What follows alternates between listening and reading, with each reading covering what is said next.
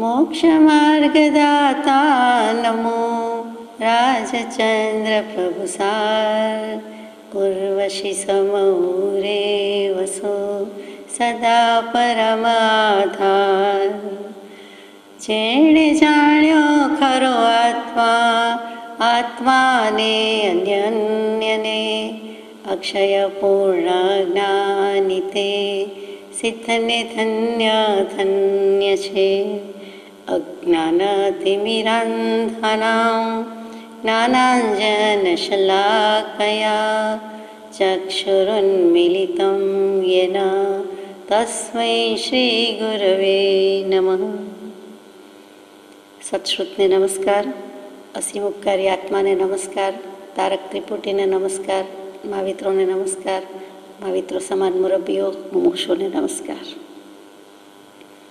પરમ કૃપાળુ દેવ પ્રણીત વચનામૃતજી પત્રાંક 107 મુંબઈ ફાગણ વદ એકમ વિક્રમ સંવત 1946 તારીખ 7/3/1890। પત્ર કેવો એ કરતાં આ પદ છે અને બહુ રહસ્ય સાર સમાયેલું છે તેવું ઘણું મહત્ત્વનું અગત્યનું પદ છે। જોકે પરમ કૃપાળુદેવનો અક્ષર માત્ર, શબ્દ માત્ર, પદ માત્ર અગત્યના જ હોય, પણ આમાં ઘણો બોધ આપી જાય છે તેવું પદ છે। દેખીતું સીધું સાદું સરળ લાગે છે, પણ મર્મ ભર્યો છે।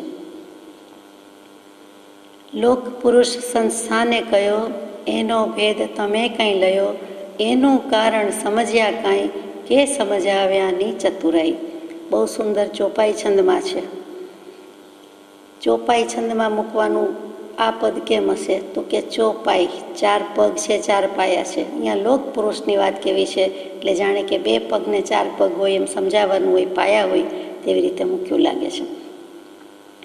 લોક શું? પહેલો જ શબ્દ ગઈકાલે મૂક્યું હતું છેલ્લા પત્રમાં કે એક અંતરાત્મા જ્ઞાની સાક્ષી છે। ત્યાં અંતરાત્મા, પરમાત્મા, જ્ઞાની પરમાત્મા અને કેવી રીતે લોક રહેલો છે તે હવે આગળ કહે છે। ત્યાં માત્ર એટલું કહી દીધું, અહીંયા લોક શબ્દથી સમજાવે છે। તો લોક શું? સામાન્યપણે લોક કહીએ એટલે લોક, લોકો, સમાજ, દુનિયા, જગત, તે લોક કહીએ। 18 આલમ ને 18 વર્ણ કહીએ ત્યારે લોક શું કહેશે, એમ સમાજ શું કહેશે, અથવા આ તો બધો લોક વર્ણ છે ત્યાં એ રીતે કહીએ છીએ। પછી ટુ લુક એટલે જોવું, એટલે જેમાં કંઈ દેખાય છે, અવલોકાય છે, વિલોકાય છે, જોવાય છે તેનું નામ લોક। આ નિશ્ચયથી ને વ્યવહારથી બરોબર બંધ બેસતી વ્યાખ્યા છે, જેના પરથી શબ્દો આવ્યા વિહંગાવલોકન, સિંહાવલોકન। તો અહીંયા ટુ લુક એટલે જોવું, ઇંગ્લિશમાં કહીએ કે ગુજરાતીમાં સંસ્કૃતમાં કહીએ। સંસ્કૃતમાં લુક ધાતુ ઉપરથી જોવું, તો ઇંગ્લિશમાં પણ ટુ લુક જોવું, એટલે જોવું, અવલોકવું, દેખવું એનું જ નામ લોક છે। તો આગળ જઈએ, અહીંયા લોક નથી, એ તો પોળો ઉચ્ચાર થઈ જાય છે। LOC કે લોક તાળું નથી, પણ અહીંયા લુક છે એટલે લોક છે। તો લોક પુરુષ સંસ્થાને કયો, તો આપણે વિચાર કરતા હતા કે લોક શબ્દ આ તો વ્યાકરણથી, શબ્દથી છૂટું પડ્યું, પણ ખરેખર લોક શું છે? તો કે લલિત વિસ્તરા નામના ગ્રંથમાં ધુરંધર આચાર્ય શ્રી હરિભદ્ર સુરીજી થઈ ગયા, તેમણે જે વ્યાખ્યા મૂકી છે તે વિચારીએ કે લોક શબ્દેન એટલે કે લોક શબ્દથી સકલ સામ્યવહારિક આદિ ભેદ ભિન્ન એવં ચ અલોકસ્ય અપી લોક એવ અંતર્ભાવ આકાશાસ્તિકાયશ્ચ ઉભયાત્મકત્વાત। સંસ્કૃતમાં ટીકા લખી છે, સંસ્કૃતમાં ગ્રંથ લખ્યો છે। લોક શબ્દથી સામ વ્યવહારિક આદિ ભેદથી ભિન્ન એવો આ પ્રાણી લોક ગણાય છે, એટલે કે ગ્રહાય છે, અથવા પંચાસ્તિકાયાત્મક જે આદિ ભેદથી ભિન્ન છે તે પણ અલોકનો પણ લોકમાં જ સમાવેશ થાય છે, અંતર્ભાવ થાય છે। ફરીથી એક પ્રાણી લોક કહીએ છીએ કે આ દુનિયા, આ જગત, સચરાચર વિશ્વ જેમાં બધું જ રહેલું છે, જીવ છે, જગત છે, જળ છે, ચરાચર સૃષ્ટિમાં કહેતા બધું આવી ગયું, તે બધા જીવ જંતુ જે કોઈ છે તે લોક છે। સાચી વાત છે, જે કંઈ છે તે આ જગતમાં, સૃષ્ટિમાં, દુનિયામાં, બ્રહ્માંડમાં છે, એટલે એ અર્થથી કહ્યું છે સામ વ્યવહારિક આદિ ભેદથી ભિન્ન પ્રાણી લોક ગ્રહાય છે, એટલે કે સ્વીકારાય છે, ગ્રહણ થાય છે। એટલે શબ્દનું ગ્રહણ થયું, ભાવનું ગ્રહણ થયું. અથવા પોતે જ અથવા કરીને લખે છે કે પંચાસ્તિકાયાત્મક એટલે ધર્માસ્તિકાય, અધર્માસ્તિકાય, આકાશાસ્તિકાય, પૂતગલાસ્તિકાય અને જીવ એવા વગેરે ભેદથી અને એમ કહેતા લોક અને પછી અલોક ક્યાં જાય, અલોકાકાશ ક્યાં જાય, તો કે આકાશાસ્તિકાય છે તે બંને રીતે છે, ઉભયાત્મક છે. લોકાકાશ અને અલોકાકાશ એટલે આ પાંચે જેમાં સમાવેશ થાય છે તે લોક છે. એટલે જીવને, જગતને આત્માની રીતે પણ મૂકી દીધો, જીવ સૃષ્ટિ જેમાં સમાવેશ થાય છે તે લોક મૂકી દીધો. સાથે સાથે જે દ્રવ્ય રહ્યા છે એટલે કે જળ દ્રવ્ય રહ્યા છે, ધર્મ અધર્મ, આકાશ વગેરે, પૂતગલ વગેરે એ પણ લઈ લીધા છે. એટલે જળ ને ચેતન, સચર અચર સૃષ્ટિ, જે સચરાચર સૃષ્ટિ કહીએ, અખંડ મંડલાકારમ વ્યાપ્તમ યેન ચરાચરમ તત્પદમ દર્શિતમ યેન તસ્મૈ શ્રી ગુરવે નમઃ. તો એ જે અખંડ વર્તુળ છે એમાં જે મૂકી દીધું છે, આ લોકમાં બધું મૂકી દીધું છે ચર અચર, અને તેને જે દર્શાવે છે તે ખરેખર તો નિશ્ચયથી લોક છે. આત્મા દેખાડે છે, આત્મામાં નિશ્ચયથી રોક લઈ રહ્યો છે, એ પણ આપણે વિચારવાનું છે. આ લલિત વિસ્તરા પછી સરવાળ સિદ્ધિ નામની ટીકા લખી છે પૂજ્યપાદ સ્વામીએ. તેમાં મૂક્યું છે ધર્મ અધર્મ આદિની દ્રવ્યાણી યત્ર લોક્યંતે સહલોક. ધર્મ અધર્મ વગેરે દ્રવ્યો જેમાં દેખાય છે, ષટ દ્રવ્યાત્મક જગત જેમાં રહેલું છે તે આ લોક છે, તે આ દુનિયા છે, જગત છે. જુઓ, એકલા આત્માની ગણતરી કરી નથી, માત્ર જીવજંતુની સૃષ્ટિને લીધી નથી, બંને સૃષ્ટિને લઈ લીધી છે, એ પણ ખૂબી છે. યોગશાસ્ત્રમાં હેમચંદ્રાચાર્યજી લખે કે કટિસ્થકર વૈશાખ સ્થાનકસ્ય નરાકૃતિમ દ્રૈવૈ પૂર્ણમ સ્યાત સમરેત લોકમ નિશ્ચય સ્થિતિ ઉત્પત્તિ વયાત્મકૈ. ફરીથી કટિસ્થકર વૈશાખ. વૈશાખ શું? તો કે વૈશાખ મહિનો નહીં, વૈશાખી ઘોડી કહીએ છીએ તે નહીં, પણ કટિસ્થકર એ કહેવું હોય તો કહેવાય કે કમર ઉપર હાથ દઈને બે હાથ રાખીને કોઈ એક પુરુષ ઊભો હોય અને જે આકૃતિ થાય છે, નર આકૃતિ કીધું છે, એટલે ત્યાં પુરુષ દેહ કયો, પુરુષ આત્મા, પુરુષ પર્યાય, તો જેની જે આકૃતિ થાય છે તેવા આકારે, એ આકારનું નામ આવ્યું. શું રહેલું છે? તો કે દ્રવ્યૈ પૂર્ણમ, એટલે કે દ્રવ્યોથી પૂર્ણ રહ્યો છે. કોણ? તો કે લોક રહેલો છે. અને ઉત્પાદ વ્યય જેમાં થયા કરે છે અને સ્થિતિ પણ તેમ જ છે, એટલે ઉત્પાદ વ્યય દ્રવ્ય જેમાં થયા કરે છે તેવો આ લોક રહેલો છે. એટલે દ્રવ્યની વ્યાખ્યા મૂકી દીધી, એટલે એમાં પણ જળ અને ચેતન બંને સૃષ્ટિ મૂકી દીધી છે.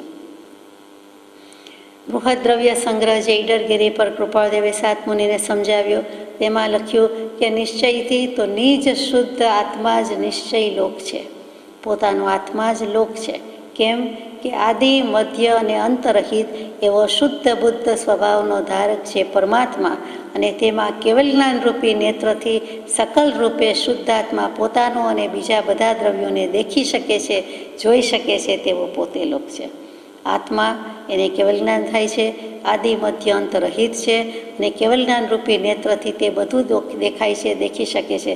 પોતાના આત્મપ્રદેશથી માંડીને, કર્મથી માંડીને જગત આખાની સૃષ્ટિની પરિણતિ એક સમયે દેખી શકે છે. તેઓ જે કંઈ છે તે લોક છે. એટલે કે નિશ્ચયથી પોતાનો આત્મા જ લોક થયો, એ નિશ્ચય લોક છે. એ નિશ્ચય લોકના ધારક એવા નિજ શુદ્ધ પરમાત્મામાં જ અવલોકવું, દેખવું, દેખનારો આત્મા, જાણનારો આત્મા, અને પછી જોવાનું શું? તો કે એ પણ આત્મામાં જ જોવાનું છે. આપણે વાત થઈ ગઈ છે કે આત્માએ, આત્મા વડે, આત્માનું બધું કરવાનું છે, જોવાનું છે. તે રીતે નિશ્ચય લોક છે. લોક સ્વરૂપની ભાવના વખતે આપણે ધર્મામૃતમાં 9 રીતે લોક વિચાર્યો હતો, એટલે અહીંયા પુનરાવર્તન કરતા નથી. હવે પ્રશ્ન એમ થાય કે લોક પછી લોક પુરુષ અને સંસ્થાન. સંસ્થાન એટલે આકાર, આકૃતિ. પુરુષ એટલે શું? પુરુષ એટલે પુરુષ શરીર, પુરુષ પર્યાય, કે પુરુષ એટલે આત્મા. તો અહીંયા શરીરની રીતે લીધું છે કે આત્માની રીતે લીધું છે? તો કૃપાદેવ પૂછે છે લોક પુરુષ સંસ્થાને કયો, એનો ભેદ તમે કંઈ લયો, એનું કારણ સમજ્યા કાંઈ, કે સમજાવ્યા ની ચતુરાઈ. પૂછે છે આપણને કે તમે કંઈ વિચાર કર્યો છે, એમાં તફાવત છે, એમાં રહસ્ય છે, એમાં કંઈ જાતિનો ભેદ પડે છે, એનો કંઈ પ્રકાર શું છે, કંઈ વિચાર કર્યો છે, કે એમ જ આપણે ગાઈએ છીએ, બોલીએ છીએ? તો પુરુષ શરીરથી કે પુરુષ આત્માથી? તો બંને કારણથી કહે છે. એનું કારણ સમજ્યા ક્યાંય, કે સમજાવ્યાની ચતુરાઈ. ચતુર પુરુષોએ, સુજાણ પુરુષોએ, કેવલજ્ઞાની ભગવંતોએ કે સહયોગી જીન ભગવંતોએ તો બધું જણાવ્યું છે, એનું કારણ સમજ્યા છે અને પછી જણાવ્યું છે અને ચતુરાઈ કરી છે. અને આપણે વગર સમજીએ જો કાંઈ કહેવાની ચેષ્ટા કરીએ તો પૂછે છે કે સમજાવ્યાની ચતુરાઈ જ કે બીજું કાંઈ, આવડત કે ડાપણ જ કે બીજું કંઈ, જાણતા તો છો નહીં અને કયો છો. તેમ છતાં એમણે પૂછ્યું છે એટલે કહેવાની છૂટ. શરીર પરથી એ ઉપદેશ, શરીર પરથી ઉપદેશ છે કે જ્ઞાન દર્શને એ ઉપદેશ? શરીર ઉપરથી કેવી રીતે છે એ આપણે વિચારવાનું છે. કે જે બે હાથ કમર પર રાખીને બે હાથ નીચે થોડા પગ પોળા છે, એટલે આપણે જે ઘણી વખત કેડ પર હાથ દઈને ઊભા રહીએ છીએ, સામાન્યપણે આજે પણ બધા એમ ઊભા રહેતા હોય છે, તેવી જ રીતે બતાવ્યું છે કે તેવો લોક પુરુષ છે, તેવો ત્રિકોણાકાર જેવું થાય છે. આપણે ત્રિકોણાકાર બોલીએ, ત્રિકોણાકાર કહેવાય નહીં, એમ આપણે સમજવા માટે કહીએ. જૈનનો મુદ્રાલેખની જેમ કેટલીક વખત આપણે જોયું હશે કે પરસ્પરોપગ્રહો જીવાનામ એમ કરી અને પછી આમ આમ અને આમ વચ્ચે બતાવે છે. એ જે 3 ભાગ પડે છે તે 3 લોક, ત્રિભુવન, તેની જ આ વાત છે. તે લોક કેવો છે? તો વસુનંદી શ્રાવકાચાર નામનું એક સુંદર શાસ્ત્ર છે, એમાં લખ્યું છે, બીજા અનેક શાસ્ત્રોમાં લખ્યું છે, પણ અહીંયા આપણને જે ચખે ચડ્યું તેની વાત કરીએ છીએ કે નાભીની જગ્યાએ મેરુ પર્વત રહેલો છે. આ શરીર પરથી કેવી રીતે છે તે વિચારવાનું છે. તેના અડધા ભાગમાં અધોલોક છે, તેના બીજા ભાગમાં તીર્છોલોક છે, તેના ઉપરના ભાગમાં ઉર્ધ્વલોક છે, ખભા સુધીના ભાગમાં કલ્પવાસી દેવો છે, એટલે કે વૈમાનિક દેવો છે. ડોક, ગ્રીવા, ગ્રીવા ઉપર 9 ગ્રૈવયક દેવો છે, હડપચી ઉપર 9 અનુદેશ દેવો છે અને મુખ ઉપર 5 અનુત્તર દેવો છે.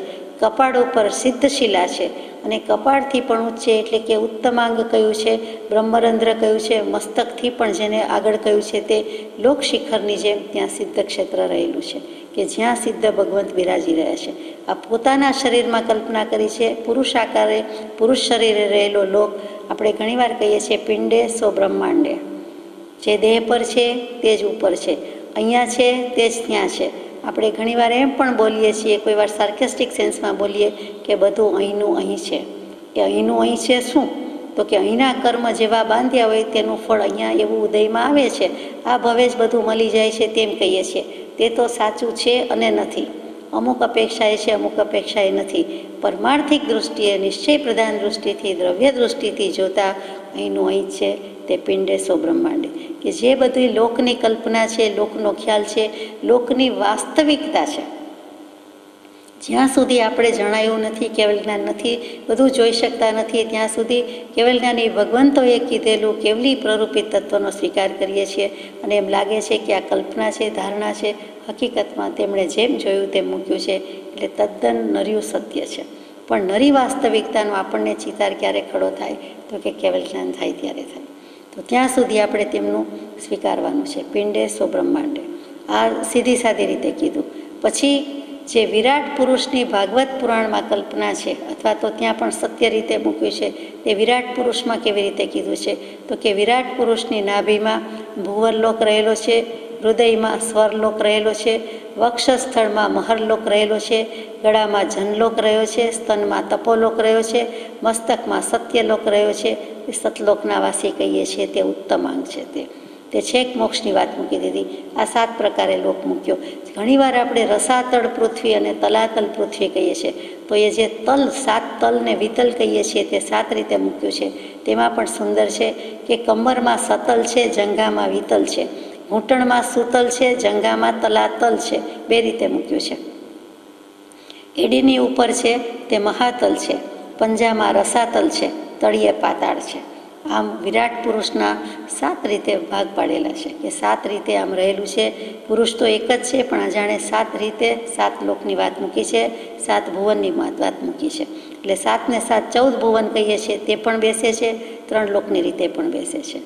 પછી શ્વેતાંબરામનાયના શાસ્ત્રોમાં ઊંધા શરાવલા કે સંપુટના આકારે રહેલું છે. એટલે કે એક સીધું માટલું હોય અને એની ઉપર બિલકુલ એવું જ ઊંધું માટલું રાખીએ તો જે આકાર થાય તે આકારે 3 લોક રહેલો છે. ત્યાં શરાવલું, સંપુટ, માટલુંથી સમજાય છે. એવી જ રીતે દિગંબર આમનાયમાં ઉર્ધ્વલોક, અધોલોક અને મધ્યલોકની કલ્પના એમ કરી છે કે અધોલોક વેત્રાસનના આકારે રહેલો છે, મધ્યલોક ઝલ્લરી એટલે ઝાલરના આકારે રહેલો છે અને ઉર્ધ્વલોક ઉર્ધ્વ મૃદંગની આકારે રહેલો છે. તબલા બે હોય, મૃદંગ બે હોય, એમાં એક નાનું એક મોટું, એમાં જે ઊંચું છે મોટું છે એના આકારે રહેલું છે, એટલે તે પણ આપણને બેસે છે. આ બધી છણાવટ કરવાનું કારણ આગળ આપણને સમજાય તેવું છે કે ભગવાને શું કીધું, પરમ કૃપાળુ પરમાત્માએ આ બધાના સારાંશ રૂપે શું કીધું, તો ભાવના બધમાં એમ જ કીધું છે કે જેમ પુરુષ બે હાથ કેળ પર દઈને થોડાક પગ પોળા કરીને ઊભો છે, તે રીતે લોકનાલ શબ્દ છે, ત્રસનાલ ત્રસનાડી, લોકનાળ લોકનાડી એટલે કે લોક સ્વરૂપ રહેલું છે, એટલે આપણને માન્ય છે. મોક્ષમાળામાં એક પાઠમાં એમ લખ્યું છે કે સુપ્રતિષ્ઠક આકારે લોક રહેલો છે. લોક સુપ્રતિષ્ઠક આકાર, આ વૈશાખી અને સુપ્રતિષ્ઠક આકાર એ જૈન પરિભાષાના શબ્દો છે. આ જે બધું વર્ણન આવ્યું તેનો સરવાળો એક શબ્દમાં કે વૈશાખ આકાર, વૈશાખી, અને બીજો સુપ્રતિષ્ઠક. સુપ્રતિષ્ઠાન આવે અથવા સુપ્રતિષ્ઠક આવે, બંને એક જ છે. આ ખાસ યાદ રાખવા જેવું છે. કોઈક શાસ્ત્રમાં આવો શબ્દ મળે એટલે એમ થાય અહીંયા તો જુદું કયું તો જુદું કયું નથી, બંને એક જ છે, પર્યાય શબ્દ છે. ટૂંકમાં લોક પુરુષ સંસ્થાને કયો, તો કયા આકારથી કયો છે, તો કે પુરુષના જેમ આ બધા અંગ છે તેવી રીતે લોક સંસ્થાન રહેલું છે. લોકપ્રકાશ નામનો તોડી નાખે તેવો ગ્રંથ આખા લોકનું વર્ણન સૂચવતો કરતો, 3-4 સર્ગમાં છે, ઘણા પ્રકાશ છે, ઘણા સર્ગ છે, અને વચનામૃચિના 3 ભાગ થાય એટલું બધું વર્ણન છે. તે લોકપ્રકાશના એક અધિકારમાં એક સર્ગમાં એક જગ્યાએ એમ લખ્યું છે શ્લોક તે કે દ્રવ્ય ક્ષેત્ર આકૃત્ય અનુગમનમ સંસ્થાન વિચયસ્તુ.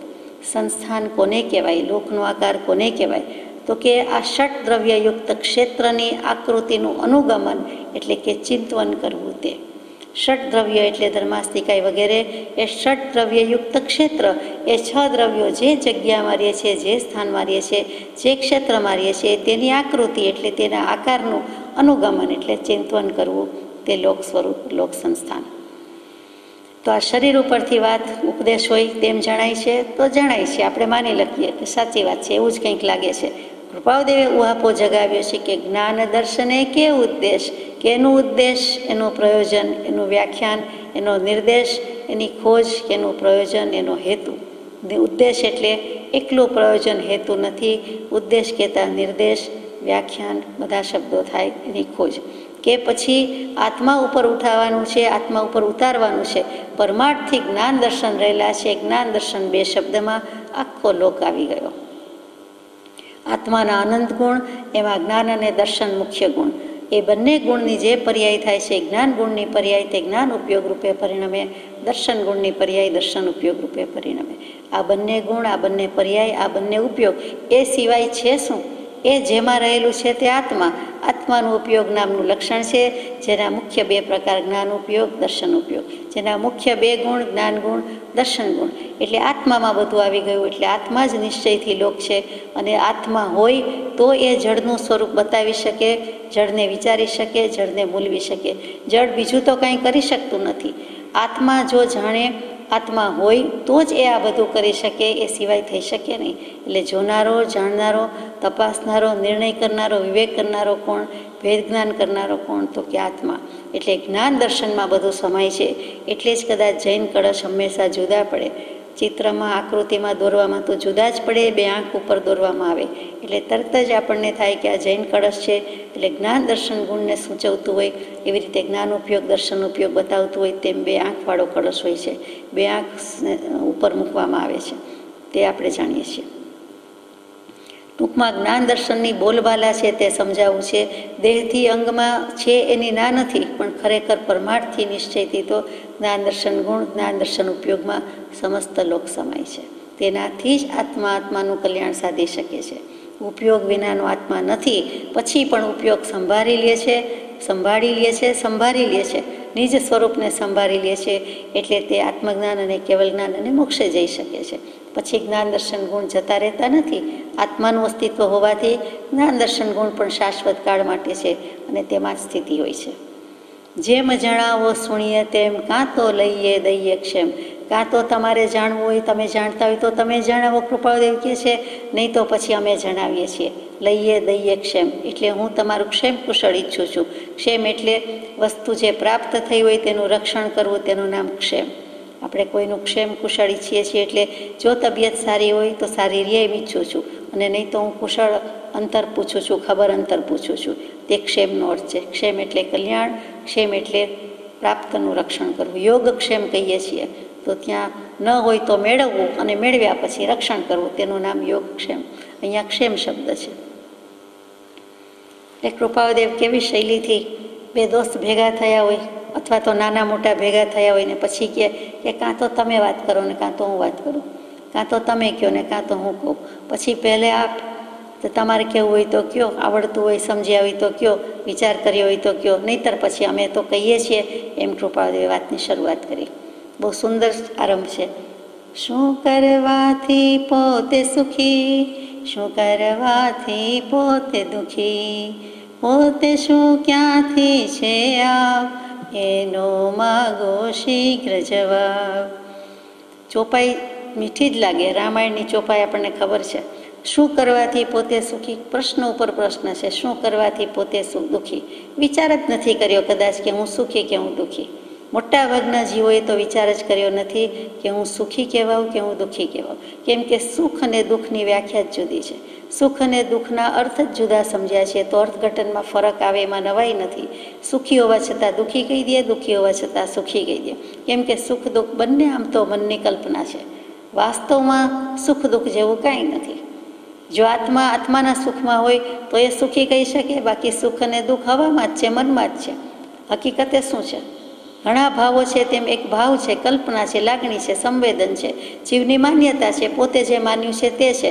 હકીકતમાં શું કાંઈ નક્કર વસ્તુ થોડી છે, નક્કર સત્ય થોડું છે. નક્કર સત્ય તેને કહેવાય કે પોતે અનુભવની એરણ પર ચડાવીને આત્માનો સ્વાદ લીધો હોય તો કહી શકીએ કે હા એ સુખ જુદું, બાકી તો સુખ. તેમ છતાં જ્ઞાની પુરુષોએ ઇન્દ્રિય સુખ વગેરે, વિષય સુખ વગેરે પ્રકાર પાડ્યા. હકીકતમાં સુખાભાસ છે, સુખ નથી, સુખનો આરોપ જ છે. તો પૂછે છે કે જો એમ હોય તો એવું શું કર્યું છે કે પોતે દુઃખી છે, એવું શું હવે કરે કે પોતે સુખી થાય? પછી પોતે જ શું? પહેલો પ્રશ્ન, મૂળમાં મુદ્દો એ જ છે. ખાટલે મોટી ખોટ, ખામી એ જ છે કે હું કોણ કે પોતું એટલે શું? એ પોતાનો જ વિચાર પોતે કર્યો નથી. પોતે શું? કૃપાદેવ કહે છે ક્યાંથી છે આપ, તમે ક્યાંથી છો એમ, અને આપ ક્યાંથી છે? આપ એટલે આત્મા ક્યાંથી છે? હું કોણ છું, ક્યાંથી થયો, શું સ્વરૂપ છે મારું કરું, એનો માગો શીઘ્ર જવાબ. સૌરાષ્ટ્રમાં આજે પણ જવાબ શબ્દની બદલે જવાબ અથવા તો જવાબ બોલવાની પ્રથા આજે પણ દેખાય છે. તો ત્યારે હોય એમાં નવાઈ નથી. એટલે જવાબ જવાબ. પછી આગળ જઈએ. જ્યાં શંકા ત્યાં ગણ સંતાપ, જ્ઞાન તહા શંકા નહીં સ્થાપ. માનો કે કોઈ જ્ઞાની પુરુષના બોધથી ખબર પડી કે હું કોણ, કે હું આત્મા કહેવાઉં, અને હવે આત્મા જ કહેવાઉં, દેહાદિક સ્વરૂપ મારા નથી, કેમ કે દેહનું સ્વરૂપ જુદું, આત્માનું જુદું, તો પછી સદગુરુના ઉપદેશથી માની લેવું જોઈએ. જો એમાં શંકા લાવ્યો તો જ્યાં શંકા ત્યાં ગણ સંતાપ. શંકાની ઈયળ, શંકાનો કીડો સેજ તો સળવળ થયા જ કરે. એટલે સંતાપ આપે છે. એક તો આધિવ્યાધિ ઉપાધિનો તાપ છે, એમાં સંતાપ લાવે છે, જન્માવે છે. જ્ઞાન તહા શંકા નહીં સ્થાપ. જો હવે પ્રતીતિ આવી હોય તો કેવલી પ્રરૂપિત ધર્મની પ્રતીતિ હોય, જીનાગમની હોય, જૈન શાસ્ત્રોની હોય, સદગુરુ મુખેથી હોય, તો હવે એનું જ્ઞાન છે ને કહે છે, જ્ઞાની છે ને કહે છે, તો તેમાં શંકા કરવી નહીં, શંકા લાવવી નહીં.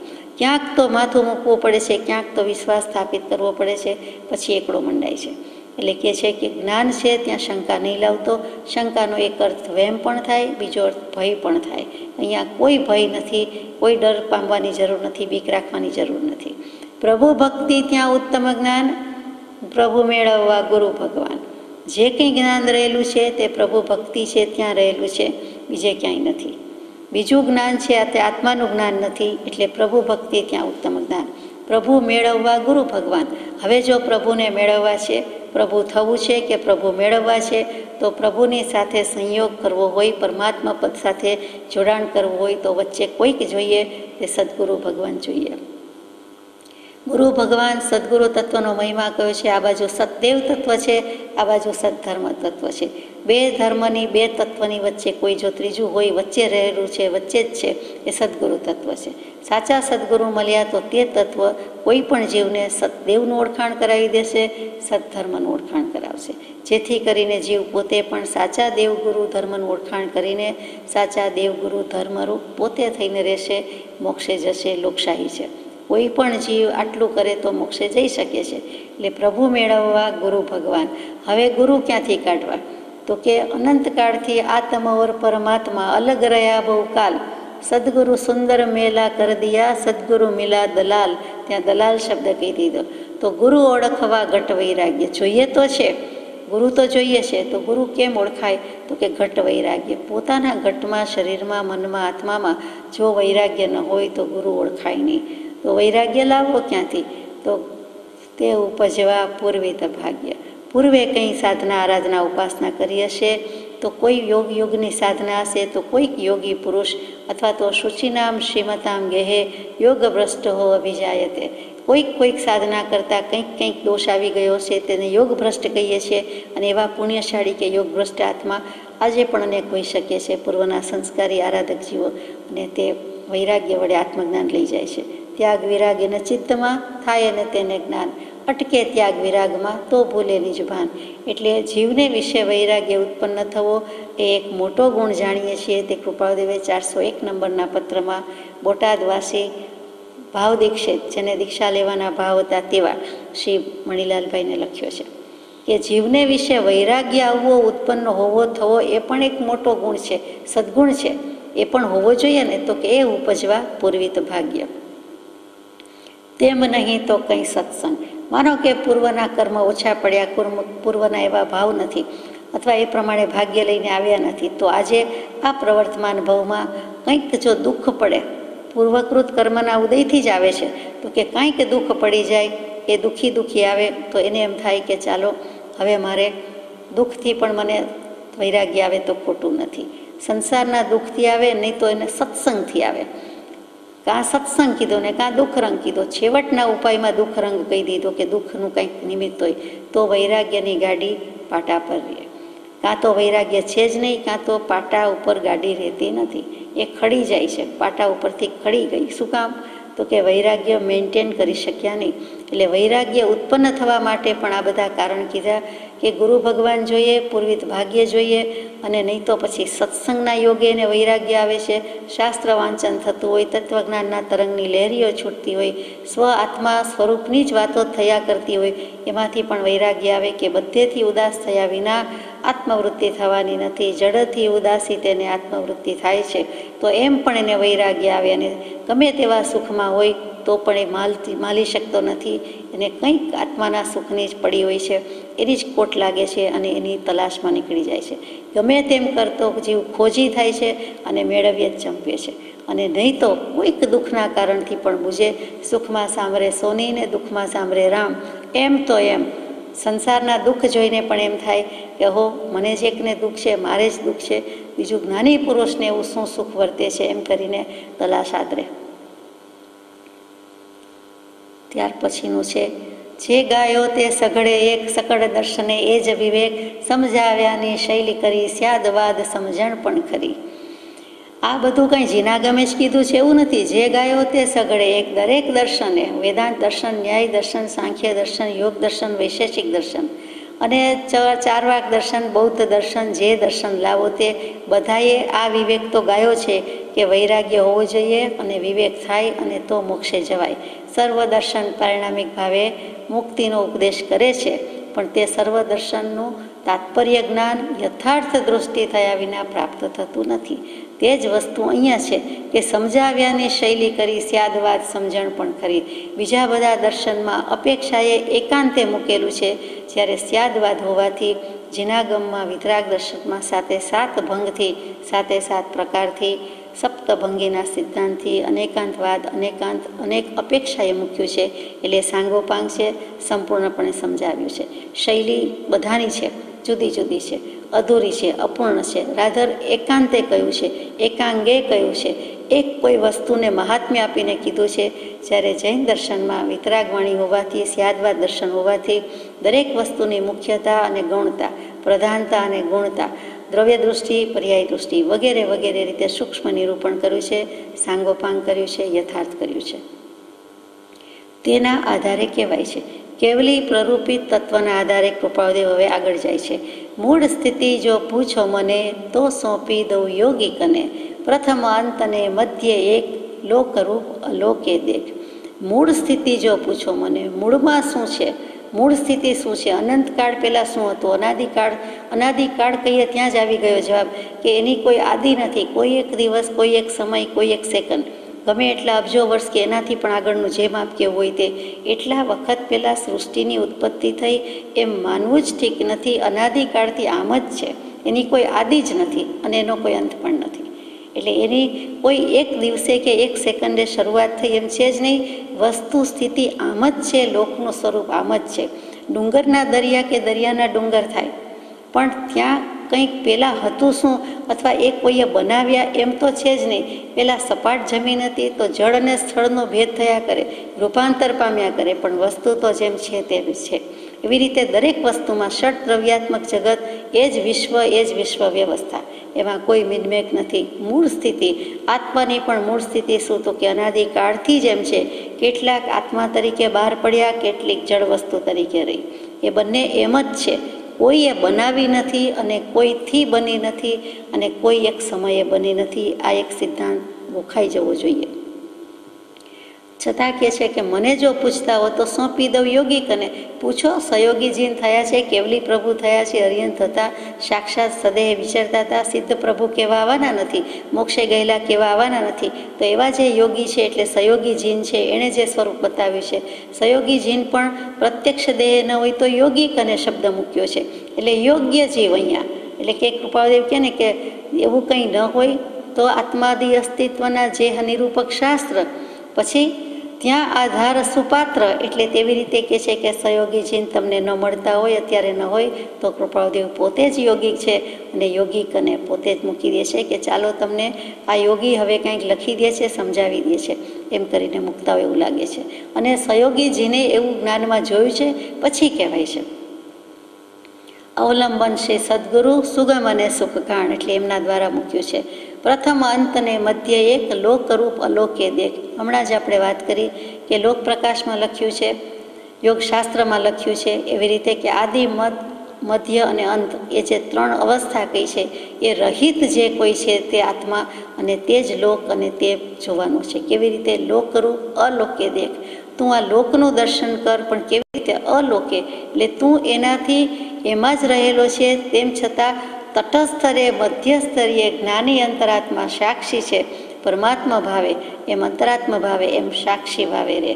પોતે બીજાની વાત કરે છે તો પોતાને લાગુ પડતી નથી, પોતાને લાગુ પડે જ છે, પણ એનાથી ન્યારો રહીને, નિરાળો રહીને, નોખો અનોખો રહીને એ જે કહે છે તે અલોકે દેખ. એટલે અલોક કહી દીધું, તું લોકાકાશનું વર્ણન પણ કરી દીધું, અલોકાકાશનું પણ કરી દીધું. આપણે જેમ કહીએ કે એમાં હળ્યા ભળ્યા વિના નિર્લેપ રહીને, અસંગ રહીને કહી દે. જે કીધું છે તે કેવલ જ્ઞાની અરિયંત પરમાત્મા બધું લોકરૂપ છે, એ અલોકે દેખવાનું કહે છે. એટલે અલોકે ક્યારે દેખાય? હવે બધી આગળ વાત આવે છે. જીવા જીવ સ્થિતિને જોઈ ટળ્યો ઓરતો શંકા કોઈ, એમ જ સ્થિતિ ત્યાં નહીં ઉપાય કાં નહીં શંકા જાય. ધર્મ અધર્મ આકાશ પૂતગલ જીવકાળ છ દ્રવ્ય ખરું. આ છ દ્રવ્યમાં ધર્મ અધર્મ આકાશ અને કાળ, આ ચાર દ્રવ્ય તો ઉદાસીનપણે સહાયક છે. એ જીવને આત્માને ક્યાંય બિચારા આડે આવતા નથી. એ તો પોતાની રીતે જ વર્ત્ય જાય છે, ઉદાસીનપણે સહાયક છે, સહાય કરતા છે, કોઓપરેટ થાય છે, પણ એ ક્યાંય આડા આવતા નથી. ગતિમાં સ્થિતિમાં બધે મદદ કરે છે, અવકાશ આપવામાં મદદ કરે છે, પણ જીવને રાગ દ્વેષ કરવાના ભાવોમાં ક્યાંય નિમિત્તરૂપ થતા નથી. એટલે ચાર દ્રવ્ય આપણે એક બાજુ મૂકી દઈએ છીએ. પછી જે રહ્યો તે માથાકૂટ કોની રહી તો કે જીવ અને પૂતગલની, આત્મા અને દેહ. જે કાંઈ છે તે જળચેતનનો જ સંયોગ છે, એ જળચેતનની ખાણ છે. આ સંયોગ અનાદિ અનંત છે, તો એ પૂતગલની જ માયા છે. એ કહેવું છે કે જે કાંઈ છે તે આ દ્રવ્યની જ વાત છે. હવે જીવ અને અજીવ સ્થિતિને જોઈને ટળ્યો ઓરતો શંકા કોઈ. ઓરતો શું તો કે ઓરતો એટલે ઈચ્છા અને આશા જે જાગી હતી તે અમને ઓરતો થયો એમ કહીએ છીએ. ત્યાં ઓરતો શું સૌરાષ્ટ્રમાં વધારે બોલાય તો કે આવી ખાસ ઈચ્છા થઈ હતી, ખાસ આશા થઈ હતી. તો કે જીવાજીવ સ્થિતિને જોઈને આ સમસ્ત જગતમાં આટલા અનંત જીવો અને અનંત પ્રકારના અજીવ એટલે જળ વસ્તુ અને પૂતગલ દ્રવ્ય, એ જોઈને જ એમ થાય છે કે હવે અમારે કાંઈ આશા શંકા કાંઈ રહેતી નથી, ખોવાઈ ગઈ. એમ જ સ્થિતિ ત્યાં નહીં ઉપાય, સ્થિતિ એમ જ છે. હવે અમારે કરવું શું? તો ઉપાય કાં નહીં શંકા જાય, એનો ઉપાય નથી. ઇન્વર્ટેડ કોમાસ અવતરણ ચિહ્નમાં છે. એનો ઉપાય કેમ નથી? તો કે મોક્ષ છે, મોક્ષનો ઉપાય તો છે, તો બરાબર છે કે જાય, શંકા જાય. એ કેવી રીતે જાય? સ્થિતિ આમ જ હોવાથી એનો કોઈ ઉપાય જ નથી, એટલે આપણને શંકા રાખવાને સ્થાન જ નથી. આમાં કોઈ જિજ્ઞાસા જુદી વાત છે, પણ શંકા, ડર કે ભય તો કંઈ રાખવા જેવો જ નથી, એમ સ્પષ્ટ કહી દીધું છે. એ આશ્ચર્ય જાણે તે જાણે ત્યારે પ્રગટે ભાણ, સમજે બંધ મુક્તિયુત જીવ, નિરખી ટાળે શોક સદીવ. એ આશ્ચર્ય જાણે તે જાણે. ક્યારે આશ્ચર્ય છે? અત્યારે જે છે. બંધ મુક્તિયુત જીવ છે. જ્યાં સુધી જીવને સંસારનું બંધન છે, રાગદ્વેષનું બંધન છે, અને મોક્ષ છે માને છે પણ થયો નથી. હજી બંધ મોક્ષની વ્યવસ્થા જાણે છે, પણ એ પ્રમાણે હજી છૂટી ગયો નથી. તો એવો સંસારી જીવ છે તે હંમેશા શોક સદૈવનો ટાળી દે છે. ક્યારે? તો કે કેવલ જ્ઞાન થાય છે. કેવલ જ્ઞાન પહેલાં આત્મજ્ઞાન થાય છે, પછી કેવલ જ્ઞાન જ્યારે પ્રગટે ભાણ, કેવલ જ્ઞાન રૂપી સૂર્ય પ્રગટે. કેવલ જ્ઞાન તો પછી થાય. પહેલાં સૂર્યના પ્રકાશ મધ્યાહને પછી તપે છે. પહેલાં તો થોડોક જ ઉદય થાય છે. પ્રભાત અને સવાર જે કહીએ છીએ તે, તો કે આત્મજ્ઞાન રૂપી સૂર્યનો ઉદય કેવો છે? કેવલ જ્ઞાન રૂપી સૂર્યનો ઉદય નથી કેવો? તો કે ચૈતન્ય ભાનુ ખસતા કુકર્મો, અમાપ તેજે પ્રગટે સ્વધર્મો. શ્રી રાજચંદ્ર પ્રભુપાદ બંધુ પ્રજ્ઞાબોધ પુષ્પમાં પરમ પૂજ્ય બ્રહ્મચારીજીએ બહુ સુંદર મૂક્યું છે કે એવા શિથિલ કર્મોદય ભેદ જ્ઞાનથી પીછાણે. ભેદ જ્ઞાન થાય છે, આત્મજ્ઞાન થાય છે, કર્મનો ઉદય શિથિલ થઈ જાય છે. અને પછી શું થાય છે કે ચૈતન્ય ભાનું કોમા હશે. પછી ખસતા કુકર્મો, એટલે કુકર્મો, અપકર્મો બધા જે અનંતાનુબંધી વગેરે કર્મો ખસી જાય છે. અમાપ તેજે પ્રગટે સ્વધર્મો. ચૈતન્ય ભાનુ, ચેતનનો સૂર્ય, આત્મજ્ઞાનનો સૂર્ય જડાહડા થઈ જાય છે, ઉગી જાય છે. અને તરત જ અમાપ તેજે પ્રગટે સ્વધર્મો, આત્માના ધર્મો, અનંત જ્ઞાન દર્શન ગુણ ચતુષ્ટય જે કહીએ છીએ તે અમાપ તેજથી પ્રગટી ઉઠે છે. એને કોઈ અમિત છે, માપ નથી. એટલે કે અનંત છે, અમાપ છે, તેવું પ્રગટી ઉઠે છે. જ્યારે તે પ્રગટી ઉઠે છે ત્યારે તેને આ આશ્ચર્ય લાગતું નથી, કેમ કે જ્ઞાનમાં બધું જડાહડા છે કે વસ્તુ સ્થિતિ આમ જ છે. અનંત પ્રકારના જીવ, અનંત પ્રકારના અજીવ એટલે કે પૂતગલો, અને વસ્તુ સ્થિતિનો સ્વીકાર કરવાનો છે. ધર્મ અધર્મ, આકાશ, પૂતગલ, જીવકાળ, આ ષટ દ્રવ્યાત્મક જગત છે. કોઈએ સૃષ્ટિ ઉત્પન્ન કરી નથી, કોઈ પાલન પોષણ કરતું નથી, અને કોઈ સંહાર કરતું નથી. અલબત્ત આત્મા પોતે જ બ્રહ્મા વિષ્ણુ મહેશ તે જ બધું કરે છે. પોતે જેવા ભાવ કરે છે એ પ્રમાણે વર્ગણા ગ્રહણ કરે છે, કર્મો ગ્રહણ કરે છે, અને તે પ્રમાણે કર્મો બનાવ્યા, બંધાવ્યા, રચના કરી. કર્મ રચના વિચિત્ર છે, તે કારમી છે. ત્યાં કરી પૂતગલની રચના હતી અને પોતે ગ્રહણ કરી. એ જીવે કર્યું, બીજું કોઈ કરવા આવ્યું નથી. એ રીતે પોતાના કર્મોનો બાંધનારો, સર્જનારો એટલે બ્રહ્મા છે. પોતે જ પાલન પોષણ કરે છે. વ્રત નિયમ ધર્મ કંઈ સમજે છે તો કેટલાક શુભ કર્મ, શુભ અનુષ્ઠાન કરે છે, અને થાથા થાબડી કરે છે, એટલે શુભાશુભ ભાવ કરીએ જાય છે. બંને કરે છે. સંસારનું પાલન પોષણ પોતે જ કરે છે. વધારતો જાય છે ભવના ફેરા, ટાળવાની વાત આવતી નથી. થોડા વધે છે, થોડા ઘટે છે, કદાચ કોઈને એવું પણ થાય છે. છેલ્લે શું થાય છે તો કે છેલ્લે કર્મોનો નાશ કરે છે, સંપૂર્ણપણે પ્રલય કરે છે. જ્ઞાન, ધ્યાન, વૈરાગ્યના અગ્નિમાં બધા જ કર્મો બળી જાય છે, નષ્ટ થઈ જાય છે. એટલે પછી પોતે જ શંકર રૂપ છે, પોતે જ શિવરૂપ છે, કલ્યાણ રૂપ છે. મોક્ષે જઈ શકે છે, વિતરાગ થઈ શકે છે, મહેશ, મહાદેવ થઈ શકે છે. પોતે જ બ્રહ્મા, પોતે જ વિષ્ણુ, પોતે જ મહેશ છે. નીચેની કડી લેતા થોડું વધારે અનુસંધાન સમજાશે. બંધ મુક્ત યુક્ત જીવ કર્મ સહિત, બંધ યુક્ત જીવ કર્મ સહિત, પૂતગલ રચના કર્મ ખચિત, પૂતગલ જ્ઞાન પ્રથમ લે જાણ, નર દેહે પછી પામે ધ્યાન. તો પૂતગલની રચના સમજવી પડે કે બંધયુક્ત જીવ કર્મ સહિત, કે પૂતગલ કેવી રીતે કામ કરી જાય છે. સમજે બંધ મુક્તિયુક્ત જીવ, એ આગલી ગાથામાં આવ્યું. પછીની ગાથામાં કહે છે કે પૂતગલ રચના કર્મ ખચિત, પછીના ચરણમાં કહે છે. તો એ ખચિત એટલે ચોક્કસ છે, અને ખચિત એટલે ભરેલી છે, જડેલી છે. આ આખા જગતમાં પૂતગલની રચના તો છે જ ને. કોની રચના છે? જે કંઈ છે તે કર્મની રચના કહીએ છીએ એટલે આત્મા જ બાંધે છે. આ બાજુ પૂતગલની રચના છે. બંને રચના સામસામી છે. તો પૂતગલનું જ્ઞાન લેવું જોઈએ. પૂતગલ જ્ઞાન પ્રથમ લે જાણ, નર દેહે પછી પામે ધ્યાન. તો પૂતગલ એટલે શું? પૂતગલના જ્ઞાનની આજ્ઞા છે. પૂતગલ શું? અનંત પ્રકારના જીવ માની લીધું, 4 ગતિ, 84 લક્ષ, 24 દંડક, અને એ પ્રમાણે જીવીઓની છે આપણે જાણીએ છીએ. એમાં પૃથ્વી કાંઈ બધું ત્રસ સ્થાવર બધું જાણીએ છીએ એટલે કહેતા નથી. એટલે જીવનું જ્ઞાન એક બાજુ રાખીએ. અહીંયા આજ્ઞા છે પૂતગલ જ્ઞાન પ્રથમ લે જાણ. તો આ એક વૈરીડું પૂતગલ થઈને રહ્યું છે. પૂતગલ શું? તો કે પૂતગલ પુરણ અને ગલન. પૂદ અને ગલ શબ્દ છે, જે એકબીજાની સાથે મળે અને વિખેરાય તે પૂતગલનો સ્વભાવ છે. તેનું નામ પૂતગલ છે. પુરણ ગલન સ્વભાવ, એકબીજાની સાથે પુરાય એટલે મળે ભળે, અને પછી વિખેરાય એટલે સંયોગ અને વિયોગ થયા કરે છે. જળ વસ્તુની વાત ચાલે છે. તે પુરણ ગલન સ્વભાવ હોવાથી તે પૂતગલ છે. એ જ પૂતગલની વ્યાખ્યા બીજી રીતે રાજવાર્તિકમાં મૂકી છે કે જે ભેદ અને સંઘાતથી પુરણ ગલનને પ્રાપ્ત થાય છે તે પૂતગલ છે. ભેદ સંઘાતે ભ્યહ એટલે કે ભેદ અને સંઘાત વડે આ પ્રમાણે થયા કરે છે. એ જ વસ્તુ નિયમસારમાં મૂકી છે કે ગલન પૂરણ સ્વભાવ સનાથ પૂતગલ.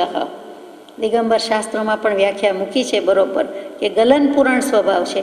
ટૂંકમાં પૂરણ અને ગલનનો સ્વભાવ છે, મળવા વિખેરાવાનો જેનો સ્વભાવ છે, સંયોગ છે તેનો વિયોગ થાય છે, રૂપાંતર થાય છે, વગેરે વગેરે જે છે તે પૂતગલ છે.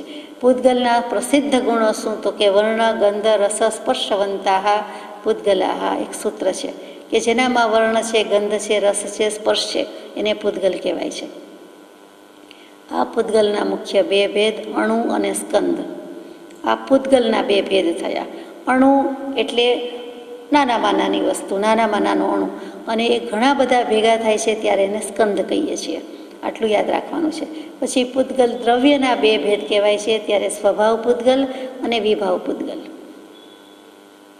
પૂતગલના 2 ભેદ, પણ પૂતગલ દ્રવ્યના પાછા 2 ભેદ કીધા. ત્યાં દ્રવ્ય કહી દીધું છે તો દ્રવ્યના 2 ભેદમાં પર્યાય તો આવે જ, એટલે સ્વભાવ પર્યાય ને વિભાવ પર્યાય આવે. તો અહીંયા અણુ અને સ્કંદમાં સમજીએ તો જે પરમાણુ કહીએ છીએ, પરમ અણુ કહીએ છીએ, એ પૂતગલની સ્વભાવ પર્યાય થઈ. એક જ દ્રવ્ય હોય, એનું આગળ કોઈ વિભાજન પડી શકે નહીં, તો શુદ્ધ જ હોય, એ પરમાણુ છે, એનું કોઈ વિભાજન થતું નથી, એનું નામ પરમાણુ. વૈજ્ઞાનિકોએ શોધ્યું હોય તે અણુ, પરમાણુની વાત જ નથી. તો એ પરમાણુ કેવલ જ્ઞાની જ જાણી રહી શકે છે, તો એ પરમાણુ થયું. એટલે ત્યાં એને શુદ્ધ સ્વભાવ હોવાથી સ્વભાવ પર્યાય કીધી. સ્કંદ છે એ વિભાવ પર્યાય છે. આવા અનંત પૂતગલ પરમાણુ મળે ત્યારે એ અણુ અને સ્કંદ થાય છે. એટલે કે પરમાણુ, અણુ અને એનો બનેલો અનંતનો બનેલો સ્કંદ. એક નાની દૃષ્ટાંત, નાની વાત કહું કે બારી બારણામાંથી ઘરમાં પ્રવેશતો તડકો, અથવા ક્યાંય પણ આપણે એવી તડકો આમ લાંબો ધનુષ્યની જેમ આવતો હોય દેખાય છે. એ ધનુષ્યના આવતા એવા આકારથી આવતા તડકામાં જોવું ગમે છે. એકદમ બારીક છે, કૂણો છે, એમાં રજકણ છે. એ રજકણ આપણને દેખાય છે તો એમ થાય છે કે નાનામાં નાનું રજકણ પણ હું જોઈ શકું છું, એને અણુ કહીએ, પરમાણુ કહીએ. એ પરમાણુ નથી. એવડું અમથું રજકણ એ કેટલાકને જ દેખાય છે, એટલું સૂક્ષ્મ. તે રજકણ પણ અનંત પૂતગલ પરમાણુનો મળેલો સ્કંદ છે. એને પણ અણુ કે પરમાણુ કહી શકાય નહીં. એટલે જસ્ટ ઇમેજિન કે કેવું પરમાણુનું સ્વરૂપ હોય. અહીંયા તો આપણે એટલું જ કહેવું છે કે પરમાણુ છે તે હજી પૂતગલ દ્રવ્યનું સ્વભાવ સ્વરૂપ છે. એનામાં કોઈ અશુદ્ધિ નથી, એમાં કોઈ વિભાવ ભાવ નથી, કંઈ ભળી શકતું નથી. પોતાનું સ્વરૂપ જે છે તે ટકાવી રાખ્યું છે. પોતાના ભાવમાં છે, પોતાના ગુણમાં છે, લક્ષણમાં છે, ધર્મમાં છે. એમાં ક્યાંય ફેર નથી. એકલી સાકરની કણી કહીએ છીએ ત્યારે પણ એમાં જુદું થઈ જાય છે. એ સ્કંદ છે, પણ એનો ગુણ લક્ષણ મૂકતું નથી, તે અપેક્ષા એ સ્વભાવ છે. તો અહીંયા પૂતગલને જ્યારે પરમાણુને કહીએ છીએ ત્યારે સ્વભાવ પર્યાય છે, શુદ્ધ પર્યાય છે. અનંતા ભેગા મેળા સંગઠ્યું થયું, કમ્પોઝિટ ફોર્મ થયું. એટલે જે બગડે 2 શીખ્યા છીએ, બગડે 2, સુધરે નહીં, બગડે 2, 2 ભેગા થયા, એકથી વધારે થયું અને અનંતની વાત આવી તો ત્યાં એ બધું મિક્સચર થઈ ગયું, એટલે કે બંને ભળી ગયા, એટલે વિભાવ પર્યાય થઈ.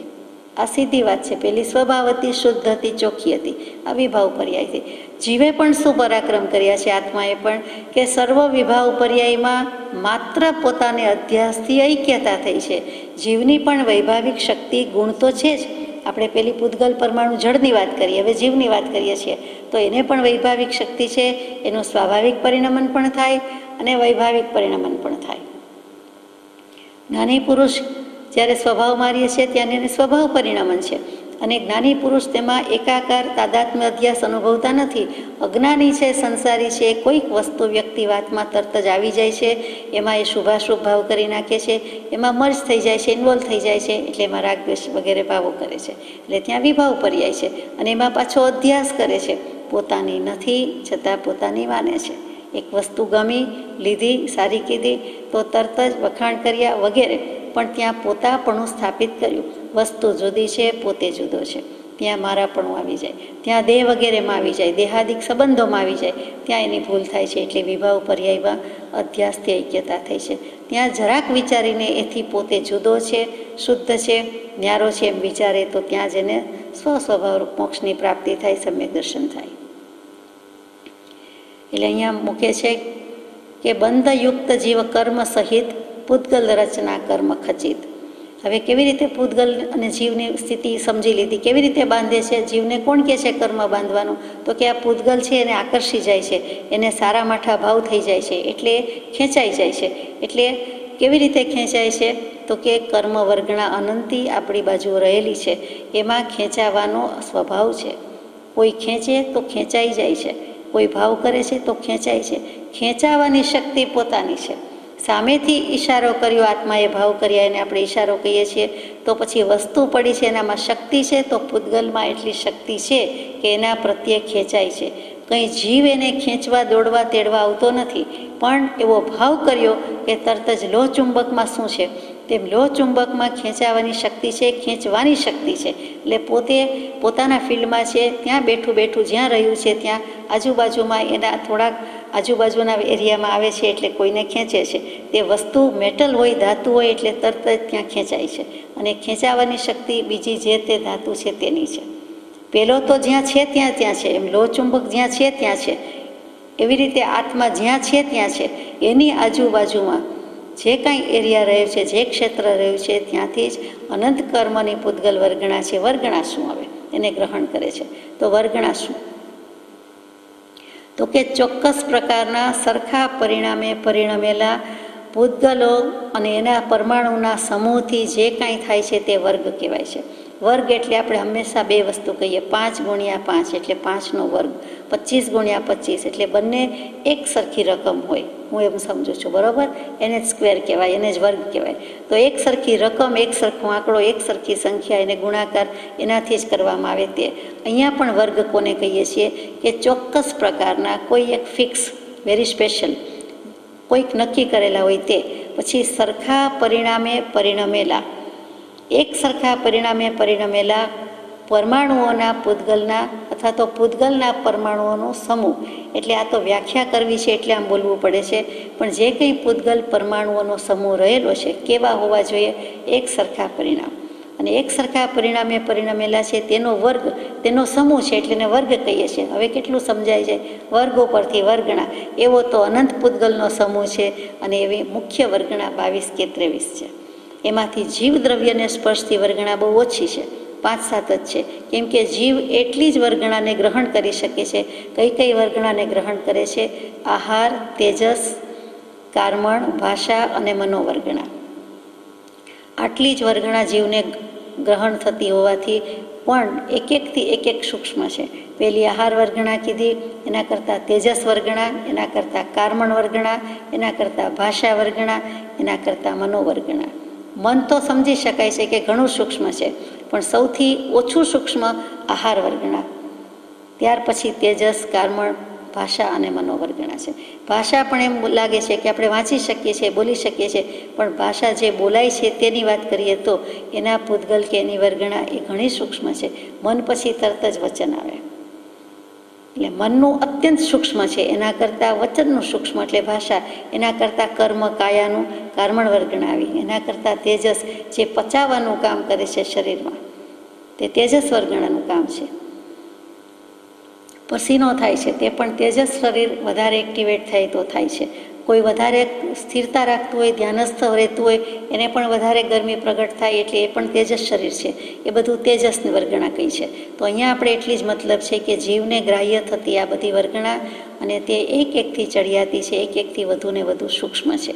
એટલે આ રીતે કર્મનો બંધ થતો હોય છે. કર્મના બંધમાં આટલી વાતની સાથે સાથે એ પણ વિચારવા જેવું છે કે પૂતગલ અને જીવ એ બંનેની મૂળ સંખ્યામાં વધઘટ થતી નથી કે કોઈ ફેરફાર થતો નથી. આખી દુનિયામાં 14 રાજલોકમાં જેટલા જીવ કે આત્મા છે એની સંખ્યામાં વધઘટ થતી નથી. એવી જ રીતે જેટલા પૂતગલ છે, અનંતા જ છે શબ્દ, એમાં વધઘટ થતી નથી પણ ફેરફાર થયા કરે છે. આ પણ એક સિદ્ધાંત છે, સમજવા જેવો છે. પૂતગલથી પૂતગલનો સંયોગ છે અને પૂતગલથી જીવનો સંયોગ સંબંધ છે. એ પણ સમજવા જેવું છે કે એક પૂતગલ બીજા પૂતગલ સાથે જોડાઈ શકે છે અને બંધ છે, સંયોગ છે. એવી જ રીતે પૂતગલ અને જીવનો પણ છે, પણ એ સંબંધ કેવો છે? સંયોગ છે. સંયોગ છે એટલે વિયોગ થઈ શકે છે, છૂટો પડી શકે છે.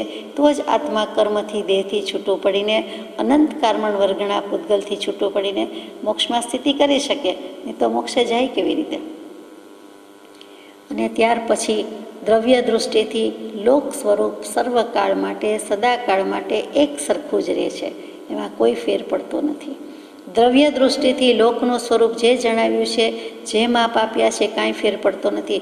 પર્યાય દૃષ્ટિથી રૂપાંતર, પરિવર્તન થયા કરે છે. ડુંગરના દરિયા, દરિયાના ડુંગર એ થાય એટલી જગ્યામાં કાંઈ ફેર પડતો નથી. ઊંચું નીચું થયું પણ તેના પૂતગલ પરમાણુ વિખેરાઈ જાય છે, પાછા સંગઠિયો થાય છે.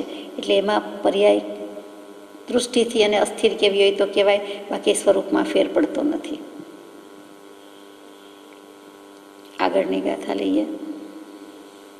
પૂતગલ જ્ઞાન પ્રથમ લે જાણ, એટલે પૂતગલની જ બધી માયા છે, પણ આપણે એમાંથી નીકળીને હવે શું કરવાનું? તો કે નરદેહે પછી પામે ધ્યાન. પણ ગમે તેવું હોય, આ મનુષ્ય દેહ, આ નરદેહ મળ્યો છે, એમાં ચર્ચા વિચારણા કર્યા પછી, આ બધું જ્ઞાન કર્યા પછી એને ધ્યાન જામવું જોઈએ.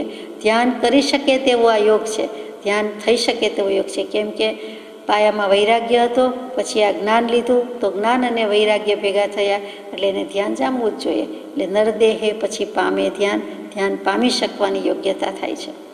જો કે પૂતગલનો એ દેહ તો પણ ઓર સ્થિતિ ત્યાં છે, સમજણ બીજી પછી કહીશ જ્યારે ચિત્તે સ્થિર થઈશ. આ પૂતગલનો દેહ છે, ભલે પૂરણ ગલન થાય, સડન પડન વિધ્વંસન એનો સ્વભાવ છે. ગમે ત્યારે ક્ષણમાં સડી જાય, ક્ષણમાં વીણસી જાય, ક્ષણમાં બાજી બગડી જાય ને અગ્નિ સંસ્કાર થઈ જાય, તો પણ ઓર સ્થિતિ ત્યાં છે. આ ઓર આવ્યો, ઔર અને નહીં, હિન્દીનું ઔર નથી, પણ ગુજરાતી ભાષાનો સ્પેશિયલ શબ્દ છે ઓર. બસ એક અને ઓર, એક આત્મા છે અને ઓર, એટલે ભલે ને આમ છે પણ કંઈક ઓર સ્થિતિ થાય છે, કંઈક જુદી જ થાય છે, કંઈક વિશિષ્ટ જ થાય છે, કંઈક બીજી જ સ્થિતિ થાય છે. ઓર સ્થિતિ રહેલી છે. આપણે ઓર આનંદ આવ્યો, વિશિષ્ટ આનંદ આવ્યો, બીજો જ આનંદ આવ્યો, ધાર્યા કરતાં જુદો જ આવ્યો. શું કામ? તો કે પૂતગલનો પાડ માનવા જેવી વાત છે, પૂતગલનો પણ આભાર માનવા જેવી છે વાત. ભલે બધું પૂતગલથી થાય છે, પણ પૂતગલમાં શક્તિ છે, અનંત શક્તિ રહી છે, તો એનો પણ આભાર છે, ઉપકાર છે. એટલા માટે જ તત્વાર્થ સૂત્રમાં સૂત્ર આવ્યું છે કે પરસ્પરોપગ્રહો જીવાનામ. જીવને જીવ સાથેનો એ પરસ્પર ઉપકાર છે, જીવને અજીવ દ્રવ્ય સાથે પણ પરસ્પર ઉપકાર છે. એટલા માટે જૈન મુદ્રાલેખ તરીકે બધે મુકાયો છે. બીજા દર્શન આવું માને કે નહીં? વિતરાગ દર્શન માને છે. એટલે પરસ્પરોપગ્રહો, ત્યાં ઉપગ્રહ નથી, અથવા તો છે તો એનો શબ્દનો અર્થ ઉપકાર છે. પરસ્પર વર્તા ઉપગ્રહ જ છે, પરસ્પરનો ઉપકાર છે. કોનો? તો કે જીવાના. એટલે જીવનો, જીવ અને પૂતગલનો. ત્યાં એને પણ જાણે કે બહુમાન કર્યું છે, આપી દીધું છે. ભલે પૂતગલ ન હોય તેથી ડરી જવાનું નથી, પણ પૂતગલનો પાડ માનવાનો, આભાર છે અને આગળ જવાનું છે. સમજણ બીજી પછી કહીશ જ્યારે ચિત્તે સ્થિર થઈશ. બીજી સમજણ ઘણી કહેવાની છે, કૃપાળદેવ કહે છે, પણ જ્યારે ચિત્તે સ્થિર થઈશ, તારું મનડું સ્થિર હશે તો હું તને વાત કરીશ. હાલક ડોલક હશે તો વાત કરીશ નહીં. અસ્થિર જળ હોય એમાં પ્રતિબિંબ પડે, પડછાયો પાડવો હોય, પ્રતિબિંબ પાડવું હોય તો જળ પાણીને હલાવ્યા કરતા હોય, અથવા અસ્થિર હોય તો એમાં કંઈ પડછાયો પ્રતિબિંબ પડે નહીં. અસ્થિર વસ્તુનો ફોટોય પડે નહીં, અથવા એમાં ઠેકાણું હોય નહીં. ફોકસ હોવું જોઈએ, સ્થિરતા હોવી જોઈએ, ઓબ્જેક્ટની હોવી જોઈએ, સબ્જેક્ટની હોવી જોઈએ. તો એવી જ રીતે અહીંયા કહે છે કે જ્યારે બીજી સમજણ કહેવાની છે, પણ તારું ચિત્ત સ્થિર થશે ત્યારે હું તને જરૂર બીજી સમજણ કહીશ. ચિત્તની સ્થિરતા એ બહુ અગત્યની વાત છે. એ 8 યોગ દૃષ્ટિની સચ્ચાઈમાં આવતું હશે, યોગના 8 અંગમાં આવે. ચિત્તની સ્થૈર્ય કઈ શબ્દ છે? એ 5મું અંગ છે. ચિત્તનું સ્થૈર્ય, ચિત્તની સ્થિરતા એ 5મું અંગ છે. એક દોષ જાય ત્યારે એક ગુણ પ્રગટે. અને ત્યાં આ અંગ કહી દીધું છે, 5મી દૃષ્ટિનું અંગ છે એ સ્થિરતા અંગ છે, જેવું તેવું નથી. પૂતગલની આટલી વાત પછી આગળ કહે છે કૃપાળુદેવ 5મી કડી, જहाँ રાગ અને વળી દ્વેષ તहाँ સર્વદા માનો ક્લેશ, ઉદાસીનતા નો જ્યાં વાસ સકળ દુઃખનો ત્યાં છે નાશ. રાગ અને દ્વેષથી જ બધું છે. તો જૂઠાભાઈને પત્ર લખ્યો કે જ્યાંથી ત્યાંથી રાગ દ્વેષ રહિત થવું એ જ મારો ધર્મ છે. એ પહેલો પત્ર 37મા પત્રમાં, આમ પહેલો નહીં પણ પહેલો અગત્યના પત્રમાં બહુ મોટી વાત મૂકી દીધી, જેમાં ઉપયોગે સાધના છે લખ્યું, જેમાં રાગ દ્વેષથી રહિત થવું મારો ધર્મ છે. તો કૃપાળુદેવ જેવા એમ કે રાગ દ્વેષથી રહિત થવું એ મારો ધર્મ છે, તો શું આપણો ધર્મ નથી? બધા જમવા બેઠા હોય અને પછી 1-2-3 વ્યક્તિ કહે કે ચાલો અમારે જમવું છે, ભૂખ લાગી છે, જલ્દી જમી લઈએ, તો આપણે તરત જ કહેવાના કે આપને જમવું છે, ભૂખ લાગી છે અને જમીને જવું છે, તો અમારે નહીં જમવું હોય, અમારે કામ નહીં હોય, અમને ભૂખ નહીં લાગી હોય. એમ જ આપણે કહેવું જોઈએ કે કૃપાળુદેવ જેવા કહી શક્યા કે જ્યાંથી ત્યાંથી રાગ દ્વેષ રહિત થવું એ જ મારો ધર્મ છે. તો આપણે એમને જ ફોલો કરીએ છીએ, તો આપણો પણ ધર્મ એ જ થયો કે જ્યાંથી ત્યાંથી હંમેશા રાગ દ્વેષ રહિત થવું છે. અમારે પણ એ જ થવું છે. 780મા પત્રમાં સૌભાગભાઈને છેલ્લે સલાહ સૂચન આપી છે. ચોખ્ખું કહી દીધું છે કે આ દેહે કરવા યોગ્ય કાર્ય તો એક જ છે કે કોઈ પ્રત્યે કિંચિત માત્ર રાગ ન રહે, કોઈ પ્રત્યે કિંચિત માત્ર દ્વેષ ન રહે, સર્વત્ર સમદશા વર્તે, અને એ જ કલ્યાણનો મુખ્ય નિશ્ચય છે. એકદમ ચોખ્ખું ચણક લખી દીધું. આત્મસિદ્ધિ શાસ્ત્રમાં રાગ દ્વેષ અજ્ઞાને મુખ્ય કર્મની ગ્રંથ, થાય નિવૃત્તિ જે હતી તે જ મોક્ષનો પંથ. ત્યાં પણ રાગ દ્વેષ અજ્ઞાનથી નિવૃત્ત થવાનો બોધ કહી દીધો. ભાગવતમાં લખ્યું, શ્રીમદ ભાગવત 3જો સ્કંદ, ઈચ્છા દ્વેષ વિહીને ન સર્વત્ર સમચેતસા ભગવત ભક્તિ યુક્તેન પ્રાપ્તા ભાગવતી ગતિ. ઈચ્છા અને દ્વેષ, ત્યાં રાગ અને દ્વેષ કહેવાની બદલે કીધું કોઈ ઈચ્છા નથી, કોઈ દ્વેષ નથી. સર્વત્ર એટલે સર્વ સ્થળે, સર્વ સમયે, સર્વ જીવ પ્રત્યે સમચેતસા એક સરખા હાથમાં લાગે છે, એક સરખું ચિત્ત પ્રવર્તે છે, એક સરખો ઉપયોગ પ્રવર્તે છે. ભગવત ભક્તિ યુક્તેન, આવી જેને ભગવત ભક્તિ છે તે જ ભાગવતી ગતિને, મોક્ષ ગતિને પ્રાપ્ત થઈ શકે છે. એટલે બધેથી વાત તો રાગ દ્વેષ રહિત થવાની જ આવી. યશો વિજયજી મહારાજે બધા શાસ્ત્રો ભણીને કહી દીધું કે રાગ દ્વેષ રહિત થવાનું છે. સંસારમાં બીજું શું સુખ છે? શું કામ સુખ શોધો છો?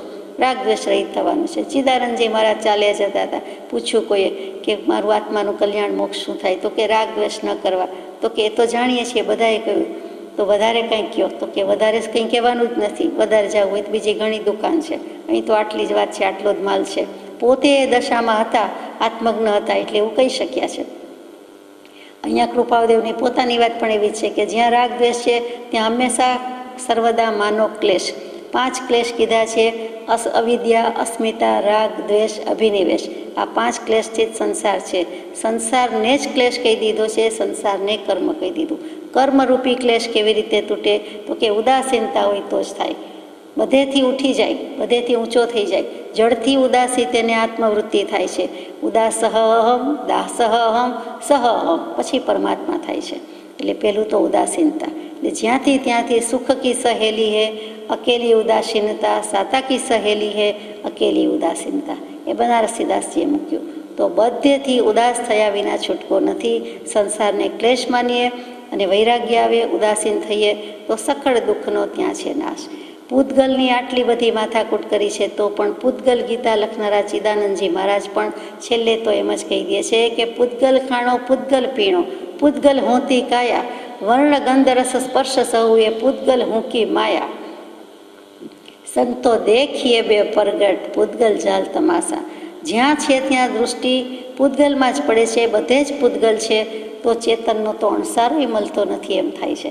પણ એને જોનારો કોણ? એને ચાખનારો, અનુભવનારો કોણ? પોતે જ. બીજે ક્યાં જોવાનું છે? બીજો જોવાનો નથી, બીજે જોવાનું નથી, બીજું જોવાનું નથી. એક પોતે છે તે. તો દેહ અને આત્મા જુદા દેખાય જ દેખાય. એ જ ચિદાનંદજી મહારાજ આગળ કહે છે. અહીંયા કૃપાળુદેવની વ્યાખ્યા સાથે લઈએ કે સર્વકાલનું ત્યાં છે ના જ્ઞાન, દેહ છતાં ત્યાં છે નિર્વાણ. બહુ છેવટની છે એ દશા, રામધામ આવીને વસ્યા. બહુ છેવટની દશા કૃપાળુદેવે નિર્દેશ કહી દીધો છે કે પોતાના રામ આત્મામાં આવીને સમાઈ ગયા છે. ક્યારે? તો કે પૂતગલથી ફેંસલો લઈ લે છે. બાકી શું રહ્યું? સર્વકાલનું છે ત્યાં જ્ઞાન, એક સમય તે સૌ સમય ભેદ અવસ્થા જોઈ. આ બધો ભેદ અવસ્થામાં છે, પર્યાયમાં છે, રૂપાંતર પામે છે. એક અખંડ દ્રવ્યમાં ગોબોય પડતો નથી, કાંઈ ફેર પડતો નથી. દેહ છતાં ત્યાં છે નિર્વાણ. દેહાતીત દશા હોવાથી, જીવનમુક્ત દશા હોવાથી કાંઈ ફેર પડતો નથી. સ્વભાવ દશા હોવાથી કોઈ વિભાવ પર્યાયમાં જવાની વાત નથી. અને જડ પૂતગલની વાત, જડ ચેતનની વાત મૂકી છે. પાછી ચિદાનંદજી મહારાજે તે આગળ જઈએ કે જડ પૂતગલ ચેતન કો જગ મેં નાના નાચ નચાવે, છાલી ખાત વાંચકું યારો એ અચરીજ મન આવે, સંતો દેખીએ બે પ્રગટ પૂતગલ જાલ તમાશા. જળ અને પૂતગલ આ ચેતનમાં રહેલા છે, નાચ નચાવે છે. તો વાઘ જેવા વાઘને, સિંહ જેવો સિંહ આત્મા, એને બકરા જેવા જળ કર્મ નાચ નચાવે. અમને અચરજ થાય છે, અમને આશ્ચર્ય થાય છે. પ્રભુશ્રીજી પણ કહે આત્મા સિંહ છે, બકરા જળ છે. એટલે ત્યાં આત્મા અને કર્મની વાત આવી, આત્મા અને પૂતગલની વાત આવી. કેવી રીતે? તો કે જ્ઞાન ભાન પૂરણ ઘટ અંતર થયા જીહા પ્રકાશ, પરગાશ લખ્યું છે પ્રકાશ. મોહ નિશાચર તાસ તેજ લખ તાકા થઈ ઉદાસ, નાઠા થઈ ઉદાસ. જ્ઞાનરૂપી ભાન પ્રગટી જાય, આત્મજ્ઞાનરૂપી સૂર્ય પ્રગટી જાય તો ધર્મનો પ્રકાશ થઈ ગયો. અને ત્યાંથી મોહરૂપી ચોર, અજ્ઞાનરૂપી ચોર નાઠા ભાગી જાય, પોબારા ગણી જાય છે. કેમ કે એને ઉદાસીનતાનો સથવારો મળ્યો છે. પૂતગલ ભાવ, પૂતગલ ભેદભાવ એમ જાણી, પરફક રાગ નિવારો, શુદ્ધ રમણતા રૂપબોધ, અંતર્ગત સદા વિચારો, સંતો દેખીએ બે પ્રગટ પૂતગલ જામ તમાશા. આ પૂતગલનો ને આત્માનો ભેદભાવ છે. પૂતગલ ગીતા લખવી પડી કે આ બધું કરીને અંતે વિવેક કરો, વિવેક કરો, પરપખ રાગ નિવારો, પરપક્ષ જળનો રાગ નિવારો, નિવારો. સજાત્મ સ્વરૂપ પરમ ગુરુ.